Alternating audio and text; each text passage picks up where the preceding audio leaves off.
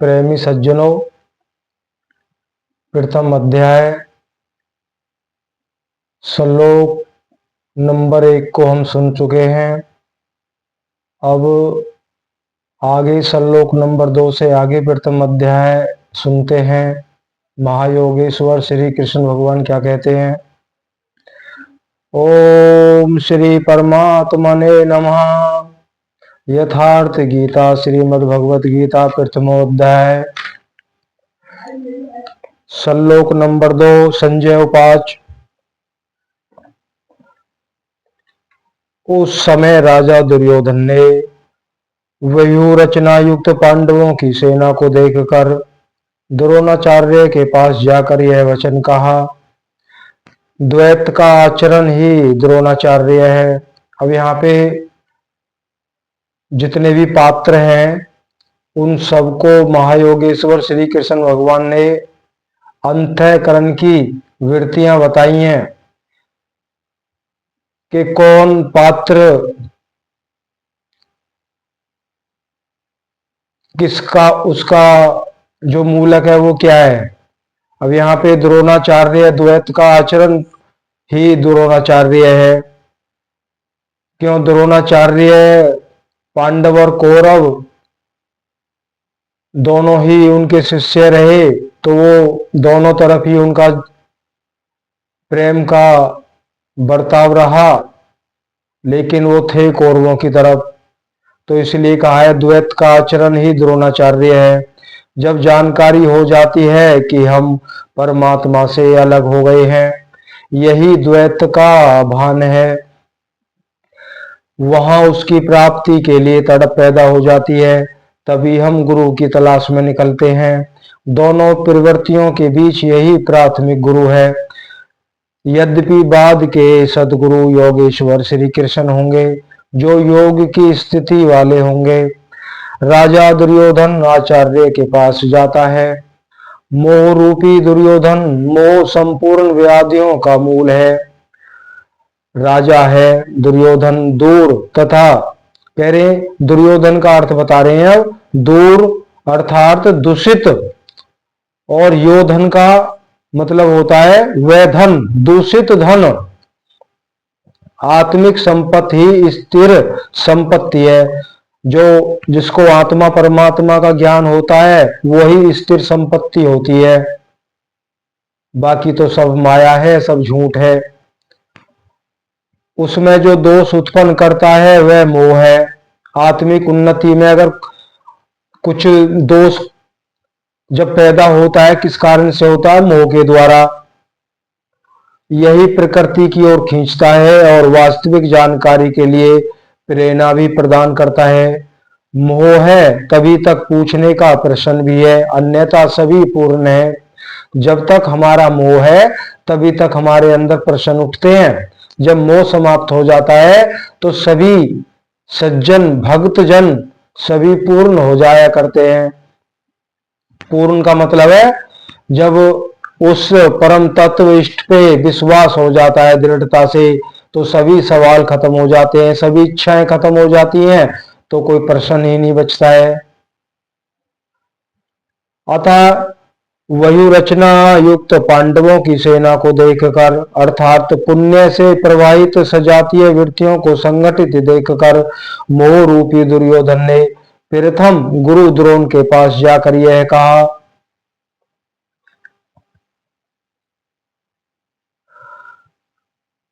श्लोक नंबर 3 में बता रहे हैं, हे आचार्य, अपने बुद्धिमान शिष्य द्रुपद पुत्र धृष्टद्युम्न द्वारा व्यूहाकार खड़ी हुई पांडु पुत्रों की इस भारी सेना को देखिए। शाश्वत अचल पद में आस्था रखने वाले दृढ़ मन की धृष्टद्युम्न है, यही पुण्यमयी प्रवृत्तियों का नायक है। साधन कठिन न मन टेका, साधन कठिन नहीं, मन की दृढ़ता कठिन होनी चाहिए। अब विस्तार से बता रहे हैं श्लोक नंबर 4 में। इस सेना में महेश वासा महान ईश में वास दिलाने वाले भाव रूपी भीम, भीम किसके प्रतीक है? भाव, भाव रूपी भीम, और अनुराग रूपी अर्जुन के समान बहुत से सूरवीर जैसे सात्विकता रूपी सात्विक विराट सर्वत ईश्वरीय प्रभा की धारणा, महारथी राजा द्रुपद अर्थात अचल स्थिति। श्लोक नंबर 5, दृढ़ कर्तव्य है, जहां भी जाए वहां से चित्त को खींचकर इष्ट में स्थिर करना। काशीराज काया रूपी काशी में ही वह साम्राज्य है, स्थूल सूक्ष्म और कारण शरीरों पर विजय दिलाने वाला पूजित कर्तव्य से भव पर विजय नरों में श्रेष्ठ सभ्य अर्थात सत्य है व्यवहार। श्लोक नंबर 6, और पराक्रमी युधामन्यो, युद्ध के अनुरूप मन की धारणा। उत्तमोजह, शुभ की मस्ती सुभद्रा। अभिमन्यु, जब शुभ आधार आ जाता है तो मन भय से रहित हो जाता है, ऐसा शुभ आधार से उत्पन्न अभय मन ध्यान रूपी द्रौपदी के पांचों पुत्र वात्सल्य लावण्य सहृदयता सौम्यता स्थिरता सबके सब महारथी हैं। साधन पथ पर संपूर्ण योग्यता के साथ चलने की क्षमताएं हैं। इस प्रकार दुर्योधन ने पांडव पक्ष के 15-20 नाम गिनाए जो दैवी संपद के महत्वपूर्ण अंग हैं। विजातीय प्रवृत्ति का राजा होते हुए भी मोह ही सजातीय प्रवृत्तियों को समझने के लिए बाध्य करता है। दुर्योधन अपना पक्ष संक्षेप में कहता है, यदि कोई बाहरी युद्ध होता तो अपनी फौज बढ़ा चढ़ा कर गिनाता, विकार कम गिनाए गए क्योंकि उन पर विजय पाना है, वे नाशवान है। केवल 5-7 विकार बताए गए जिनके अंतराल में संपूर्ण बाहर मुखी प्रवृत्ति विद्यमान है। जैसे श्लोक नंबर 7, द्विजोतम, हमारे पक्ष में जो जो प्रधान है उन्हें भी आप समझ लें। आपको जानने के लिए मेरी सेना के जो जो नायक हैं उनको कहता हूं। बाह्य युद्ध में सेनापति के लिए द्विजोत्तम संबोधन असमायिक है। वस्तुतः गीता में अंतःकरण की 2 प्रवृत्तियों का संघर्ष है जिसमें द्वैत का आचरण ही द्रोण है। जब तक हम लेश मात्र भी आराध्य से अलग हैं तब तक प्रकृति विद्यमान है। द्वैत बना है, इस द्वय पर जय पाने की प्रेरणा प्रथम गुरु द्रोणाचार्य से मिलती है। अधूरी शिक्षा ही पूर्ण जानकारी के लिए प्रेरणा प्रदान करती है। वह पूजा स्थली नहीं, वहां शौर्य सूचक संबोधन होना चाहिए। यहाँ पे जो द्वैत का भाव रहता है वह जीव ना तो परमात्मा से मिलता है और वह 84 में ही भ्रमण करता रहता है। क्यों? द्वैत का जरा भी लेश मात्र भाव अगर हमारे अंदर है तो हम अपना जो हमारा इष्ट है उससे अलग होते हैं और झुकाव हमारा प्रकृति की तरफ होता है। विजातीय प्रवृत्ति के नायक कौन कौन है? अब विजातीय प्रवृत्ति किसकी थी? कौरवों की। श्लोक नंबर 8, एक तो स्वयं आप द्वैत के आचार्य रूपी द्रोणाचार्य हैं, भरम रूपी पितामह भीष्म है। अब यहाँ पे पितामह भीष्म को भरम रूप के प्रति बताया गया है। क्यों? भीष्म पितामह सब कुछ जानते थे लेकिन वो उस भरम से निकल ही नहीं पाए, क्या करूं क्या ना करूं। वो अपनी प्रतिज्ञा से बंधे हुए थे तो इसलिए उनको भरम रूपी पितामह भीष्म है। भरम इन विकारों का उद्गम है, अंत तक जीवित रहता है इसलिए पितामह है। समूची सेना मर गई, यह जीवित था।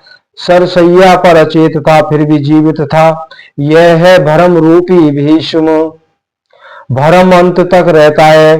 इसी प्रकार विजातीय कर्म रूपी करण और संग्राम विजयी कृपाचार्य है।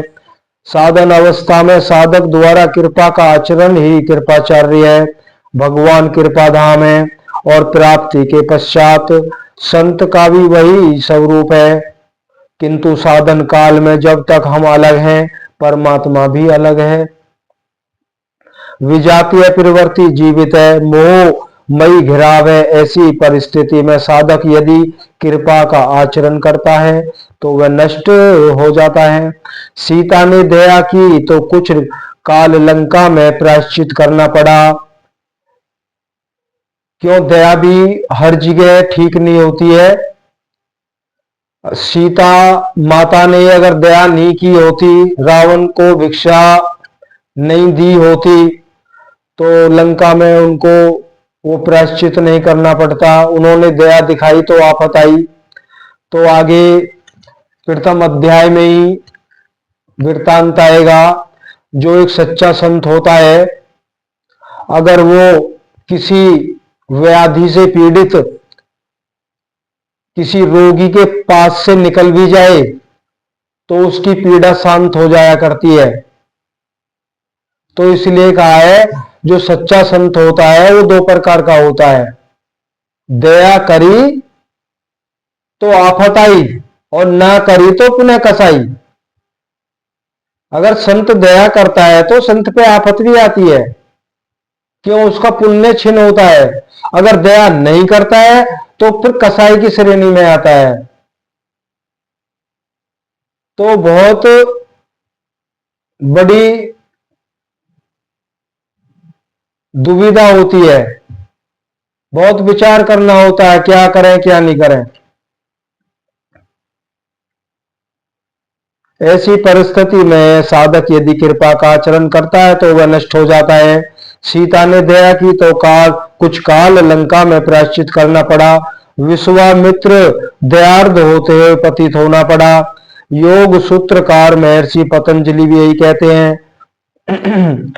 व्युत्थान काल में सिद्धियां प्रकट होती हैं, वे वास्तव में सिद्धियां हैं, किंतु कैवल्य प्राप्ति के लिए उतनी ही बड़ी विघ्न है जितने काम, क्रोध, लोभ, मोह, अहंकार इत्यादि। गोस्वामी तुलसीदास का भी यही निर्णय। छोरत ग्रंथि जान खगराया, विघ्न अनेक करई तब माया। रिद्धि सिद्धि परई बहु भाई, बुद्धि ही लोभ दिखावई आई।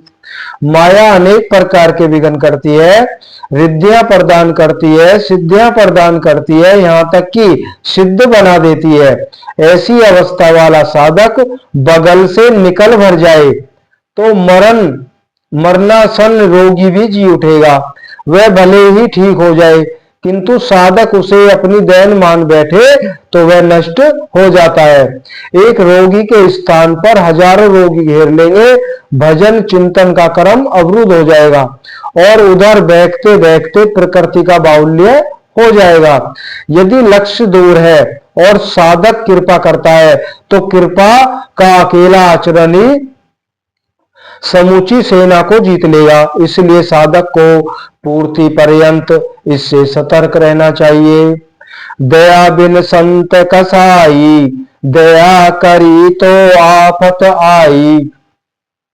अब यहां पे ये है, अगर साधक का वह परम तत्व जिससे मिलना है, अगर वो दूरी काफी दूर है अभी, तो उसको दया नहीं करनी चाहिए। क्यों? अगर दया करता है, कोई मरने वाला रोगी जी उठता है तो लोग उसको घेर लेंगे, नाना प्रकार के दुख कलेशों से जो जीव हैं उस संत को घेरे रखेंगे और उसके कदमों में पड़े रहेंगे। गुरुजी कृपा करिए, बहुत दुखी है, वर्षों से परेशान है, तो गुरुजी कृपा करते चले जाएंगे। वह पुण्य साधक का छिन्न होता चला जाएगा। एक दिन ऐसा आएगा उसके अंतःकरण में जो ऊर्जा थी वो समाप्त हो जाएगी और इस प्रकृति का बाहुल्य उसके अंदर हो जाएगा। इसलिए कहा है, दया बिन संत कसाई, दया करी तो आफत आई। लेकिन अधूरी अवस्था में यह विजातीय प्रवृत्ति का दुंघर्ष योद्धा है और इसी प्रकार आसक्ति रूपी अश्वत्थामा, विकल रूपी विकर्ण और भरममयी श्वास ही भूरी सर्वा है। ये सभी बाहरमुखी प्रवाह के नायक हैं। श्लोक नंबर 9। और भी बहुत से शूरवीर अनेक शस्त्रों से युक्त मेरे लिए जीवन की आशा को त्याग कर युद्ध में डटे हैं। सभी मेरे लिए प्राण त्यागने वाले हैं, किंतु उनकी कोई ठोस गणना नहीं है। अब कौन सी सेना किन भावों द्वारा सुरक्षित है, इस पर महायोगेश्वर श्री कृष्ण भगवान आगे कहते हैं। श्लोक नंबर 10। भीष्म द्वारा रक्षित हमारी सेना सब प्रकार से अजय है और भीम द्वारा रक्षित इन लोगों की सेना जीतने में सुगम है। पर्याप्त और अपर्याप्त जैसे श्लिष्ट शब्द का प्रयोग दुर्योधन की आशंका को व्यक्त करता है। अतः देखना है कि भीष्म कौन सी सत्ता है जिस पर कौरव निर्भर करते हैं, तथा भीम कौन सी सत्ता है जिस पर दैवी संपत्ति संपूर्ण पांडव निर्भर है।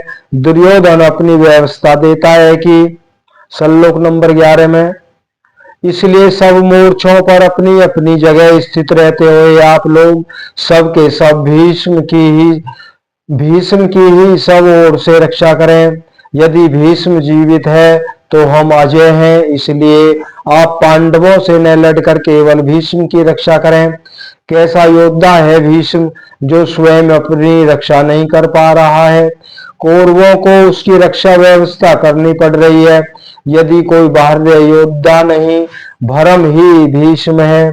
जब तक भरम जीवित है तब तक विजातीय प्रवृत्तियां कौरव जो है अजय हैं। अजय का यह अर्थ नहीं कि जिसे जीता ही न जा सके, बल्कि अजय का अर्थ दुर्जय है, जिसे कठिनाई से जीता जा सकता हो। महाअजय संसार रिपु जीत सके सो वीर। यदि भ्रम समाप्त हो जाए तो अविद्या अस्तित्वहीन हो जाए। मोह इत्यादि जो आंशिक रूप से बचे भी हैं शीघ्र ही समाप्त हो जाएंगे।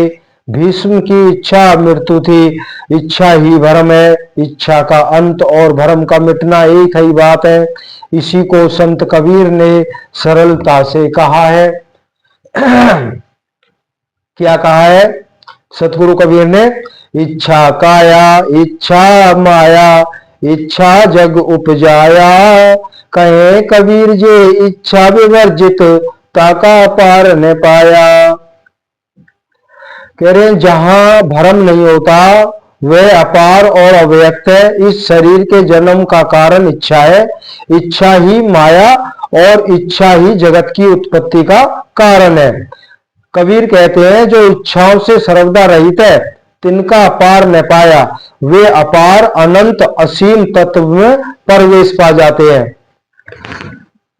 यहां कबीर साहिब का भी उदाहरण दिया गया है। जो कामनाओं से रहित आत्मा में स्थिर आत्म स्वरूप है उसका कभी पतन नहीं होता, वह ब्रह्म के साथ एक हो जाता है।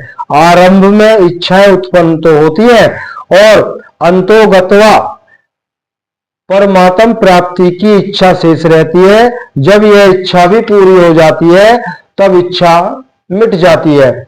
यदि उससे भी बड़ी कोई वस्तु होती तो आप उसकी इच्छा अवश्य करते। जब उससे आगे कोई वस्तु है ही नहीं तो इच्छा किसकी होगी? जब प्राप्त होने योग्य कोई वस्तु अप्राप्त न रह जाए तो इच्छा भी समूल नष्ट हो जाती है और इच्छा के मिटते ही भ्रम का सर्वथा अंत हो जाता है। यही भीष्म की इच्छा मृत्यु है। इस प्रकार भीष्म द्वारा रक्षित हम लोगों की सेना सब प्रकार से अजय है। जब तक भ्रम है तभी तक अविद्या का भी अस्तित्व है।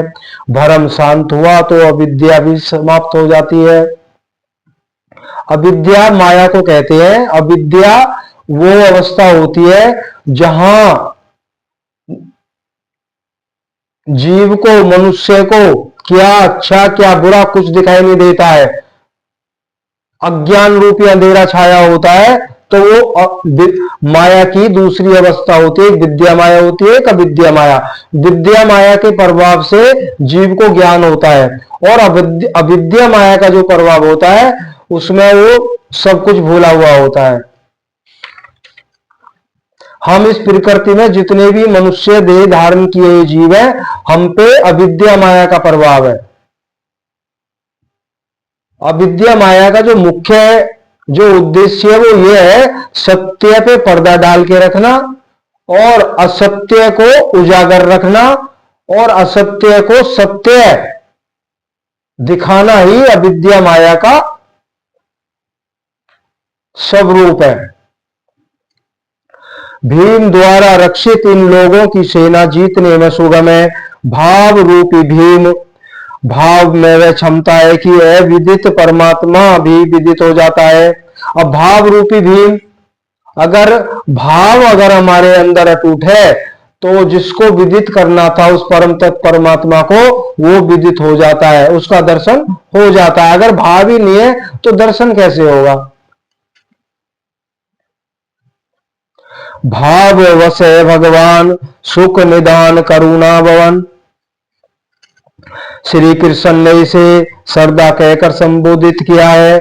भाव में वह क्षमता है कि भगवान को भी वश में कर लेता है। भाव से ही संपूर्ण पुण्यमयी प्रवृत्तियों का विकास है। यह पुण्य का संरक्षक है, तो इतना बलवान है कि परम देव परमात्मा को संभव बनाता है, किंतु साथ ही इतना कोमल भी है कि आज भाव है तो कल अभाव में बदलते देर नहीं लगती। आज आप कहते हैं कि महाराज बहुत अच्छे हैं, कल कह सकते हैं कि नहीं हमने तो देखा महाराज स्वस्थ थे। घास पात जो खात है तिन्हीं सतावे काम, दूध मलाई खात जे तिनकी जाने राम।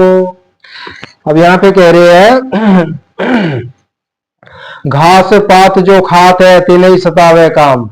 अब घास पात क्या है, हम विषय विकारों का भोग कर रहे हैं तो हमारे अंदर वासनाएं ही बढ़ती हैं। दूध मलाई खात जे तिनके जाने राम। दूध मलाई का अर्थ होता है जो उस परमात्मा की सच्ची साधना में लगे होते हैं, वो दूध मलाई ही है। और तिनकी जाने राम, उनकी तो राम ही खबर लेते हैं। इष्ट में लेस मात्र भी त्रुटि प्रतीत होने पर भाव डगमगा जाता है, पुण्यमय प्रवृत्ति विचलित हो उठती है, इष्ट से संबंध टूट जाता है। इसलिए भीम द्वारा रक्षित इन लोगों की सेना जीतने में सुगम है। महर्षि पतंजलि का भी यही निर्णय है। योग सूत्र दीर्घ काल तक निरंतर श्रद्धा भक्ति पूर्वक किया हुआ साधन ही दृढ़ हो पाता है। श्लोक नंबर 12। इस प्रकार अपने बलावल का निर्णय लेकर शंख ध्वनि हुई। शंख ध्वनि पात्रों के पराक्रम की घोषणा है कि जीतने पर कौन सा पात्र आपको क्या देगा।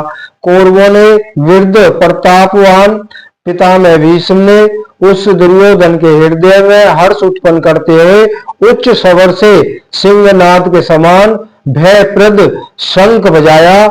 सिंह प्रकृति के भयावह पहलू का प्रतीक है।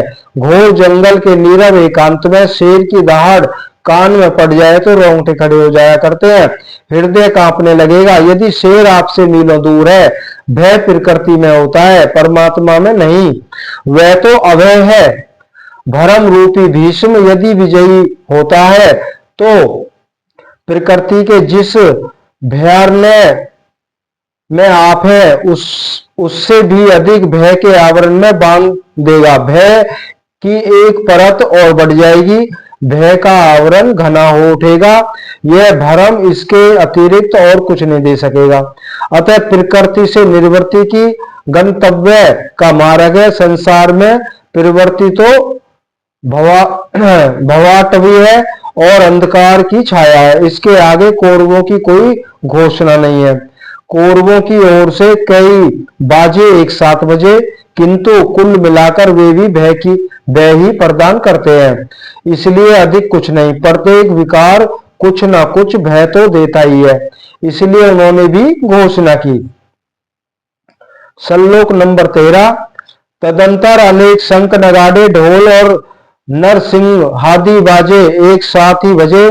उनका शब्द भी बड़ा भयंकर हुआ। भय का संचार करने के अतिरिक्त कौरवों की कोई घोषणा नहीं। बाहर मुखी विजातीय प्रवृत्ति सफल होने पर मोहमयी बंधन और घना कर देती है। अब पुण्यमयी प्रवृत्तियों की ओर से घोषणा हुई, जिनमें पहली घोषणा महायोगेश्वर श्री कृष्ण भगवान ने की। श्लोक नंबर 14 में क्या किया उन्होंने। इसके उपरांत श्वेत घोड़ों से युक्त, जिसमें लेस मात्र कालीमा दोष नहीं है, श्वेत सात्विक निर्मलता का प्रतीक है। मेहनती शयनदने महान रथ पर बैठे हुए योगेश्वर श्री कृष्ण और अर्जुन ने भी अलौकिक शंख बजाए। अलौकिक का अर्थ है लोकों से परे, मृत्युलोक, देवलोक, ब्रह्मलोक। जहां तक जन्म मरण का भय है उन समस्त लोकों से परे पारलौकिक पारमार्थिक स्थिति प्रदान करने की घोषणा श्री योगेश्वर श्री कृष्ण ने की है। सोने चांदी काठ का रथ नहीं, रथ अलौकिक, शंख अलौकिक, अतः घोषणा भी अलौकिक की है। लोकों से परे एकमात्र ब्रह्म है, सीधा उससे संपर्क स्थापित कराने की घोषणा है। वे कैसे यह स्थिति प्रदान करेंगे? श्लोक नंबर 14। जो हृदय के सर्वस्व ज्ञाता हैं उन श्री कृष्ण ने पांचांजन्य शंख बजाया। पांचों ज्ञानेन्द्रियों को पंच तन मात्राओं शब्द, स्पर्श, रूप, रस, गंध के रसों से समेटकर अपने जन भक्त की श्रेणी में ढालने की घोषणा की। विकराल रूप से बहकती हुई इंद्रियों को समेटकर उन्हें अपने सेवक की श्रेणी में खड़ा कर देना हृदय से प्रेरक सतगुरु की देन है। श्री कृष्ण एक योगेश्वर सतगुरु थे। भगवान, मैं आपका शिष्य हूं। बाह्य विषय वस्तुओं को छोड़कर ध्यान में इष्ट के अतिरिक्त दूसरा न देखे, दूसरा न सुने, न दूसरे का स्पर्श करे। यह सतगुरु के अनुभव संचार पर निर्भर करता है। देवी संपत्ति को अधीन करने वाला अनुराग ही अर्जुन है। अर्जुन कौन है? अनुराग, इष्ट के अनुरूप लगाव। जिसका परमात्मा के प्रति लगाव होता है अटूट, उसको अनुराग कहते हैं। जिसमें विरह वैराग्य अश्रुपात हो, जिसमें विरह हो, वैराग्य हो, अश्रुपात, आंखों से आंसू बह रहे हो, गदगद गदगद गिरे, नैन बेनीरा, रोमांच हो, इष्ट के अतिरिक्त अन्य विषय वस्तु का लेश मात्र टकराव न हो पाए, उसी को अनुराग कहते हैं। यदि यह सफल होता तो परमदेव परमात्मा में प्रवेश दिलाने वाली देवी संपद पर अधिपत्य प्राप्त कर लेता। इसी का दूसरा नाम धनज्य भी है। एक धन तो बाहरी संपत्ति है जिससे शरीर निर्वाह की व्यवस्था होती है, आत्मा से इसका कोई संबंध नहीं है। इससे परे स्थिर आत्मिक संपत्ति की निज संपत्ति है। बृहदारण्यक को उपनिषद में याज्ञवल्क्य ने मैत्रेय को यही समझाया कि धन से संपन्न पृथ्वी के स्वामित्व से भी अमृत तत्व की प्राप्ति नहीं हो सकती है। उसका उपाय आत्मिक संपत्ति है। भयानक कर्म वाले भीमसेन ने पांडु अर्थात प्रीति नामक महाशंख बजाया। भाव का उद्गम और निवास स्थान हृदय है, इसलिए इसका नाम वृक्कोदर है। आपका भाव लगाव बच्चे में होता है, किंतु वस्तुतः वह लगाव आपके हृदय में है जो बच्चे में जाकर मूर्त होता है। यह भाव अथाह और महान बलशाली है। उसने प्रीति नामक महाशंख बजाया। भाव में ही प्रीति निहित है, इसलिए भीम ने पांडुप्रीत नामक महाशंख बजाया। भाव महान बलवान है, किंतु प्रीति संचार के माध्यम से है। हरि व्यापक सर्वत्र समाना, प्रेम ते प्रगट होए में जाना। तो आज इतना ही। हम आपको पहले बता चुके हैं अध्याय प्रथम थोड़ा लंबा है और थोड़ा थोड़ा समझ में आएगा। अध्याय 1 में पात्रों की जो भूमिका है, कौन पात्र किसके प्रतीक है, तो वो समझाया गया है, ताकि आने वाले अगले अध्यायों में जो परम तत्व को दिलाने वाली भक्ति श्री कृष्ण भगवान ने कही है वो आसानी से समझ में आ जाएगी। परम पिता परमात्मा को कोटि कोटि नमन। आशा करते हैं आप सभी खुश रहें, सुखी रहें।